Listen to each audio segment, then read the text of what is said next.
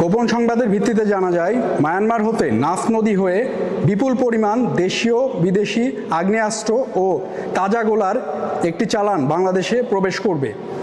প্রাপ্ত সংবাদের ভিত্তিতে আজ 20 মে 2025 তারিখ মঙ্গলবার মধ্যরাত 1টায় বাংলাদেশ কোস্টগার্ড স্টেশন টেকনাফ ও পুলিশের সমন্বয়ে টেকনাফ স্থলবন্দর সংলগ্ন 14 নম্বর ব্রিজ এলাকায় একটি বিশেষ অভিযান পরিচালনা করা হয়।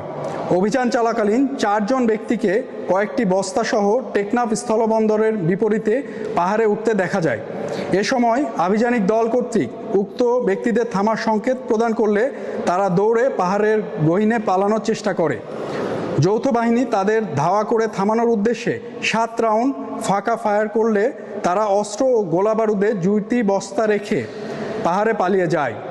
পরবর্তীতে যৌথ বাহিনী কর্তৃক উক্ত এলাকায় তল্লাশি চালিয়ে একটি বিদেশি G3 রাইফেল, 2টি G3 রাইফেলের ম্যাগাজিন, একটি দেশীয় পিস্তল, একটি দেশীয় 2নলা বন্দুক, 3টি দেশীয় 1নলা বন্দুক এবং 975 রাউন্ড G3 রাইফেলের তাজা গোলা জব্দ করতে সক্ষম হয়। অভিযান চলাকালীন সময় অস্ত্র পাচারকারীরা পালিয়ে যাওয়ায় কাউকে আটক করা সম্ভব হয়নি।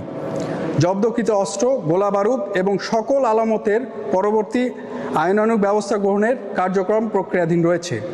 দেশের আইনশৃঙ্খলা পরিস্থিতি স্থিতিশীল রাখতে বাংলাদেশ কোস্টগার্ড 24 ঘন্টা টহল জারি রেখেছে, যার মাধ্যমে কোস্টগার্ডের আওতাধীন উপকূলীয় এবং নদী তীরবর্তী অঞ্চলে আইনশৃঙ্খলা পরিস্থিতি ও সকল ধরনের পাচার রোধে অনেকাংশ উন্নত হয়েছে।